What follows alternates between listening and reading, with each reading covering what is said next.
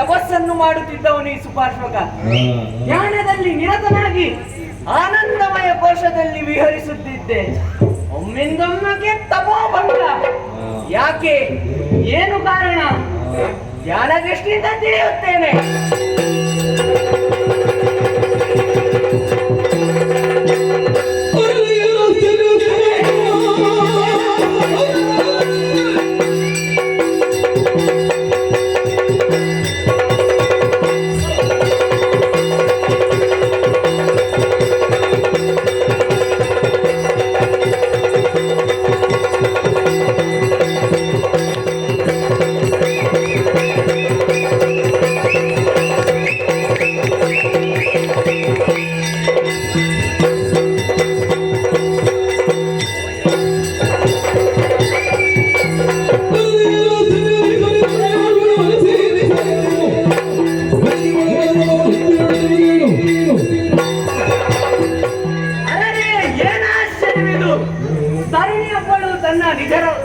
ನಿಜ ರೂಪವನ್ನು ಮರೆಗೊಳಿಸಿ ತಪಸ್ಸನ್ನು ಮಾಡುತ್ತಿದ್ದಾಳೆ.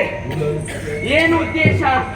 ಯಾವ ದೇವತೆಗಳನ್ನು ಆರಾಧಿಸಿ ಲೋಕಕ್ಕೆ ಹಿತವನ್ನು ನಾವು ಬಯಸುತ್ತೇವೆ ಅಂತ ದೇವತೆಗಳನ್ನು ವಿರೋಧಿಸುವ ಮಗನನ್ನು ಪಡೆಯುವ ಪ್ರಯತ್ನವೇ. ಇದರಿಂದ ಏನಾಯಿತು? ಮುನಿಕುಲಕ್ಕೆ ಅಪಮಾನ ಮಾಡಲು ಹೊರಟಿದ್ದಾಳೆ. ಆದ್ದರಿಂದ ಕುಪಿತನಾದ ಇದು ಶಾಪವನ್ನು ಕೊಡುತ್ತೇನೆ. ಇವಳ ಉದರದಲ್ಲಿ ಜನಿಸುವ ಮಗನು ಆಗಲಿ. ನಾನು ಕೊಟ್ಟ ಈ ಶಾಪವನ್ನು 3 ಮೂರ್ತಿಗಳೇ ಪರಿಹರಿಸುವುದಕ್ಕೆ ಸಾಧ್ಯವಾಗದಿರಲಿ.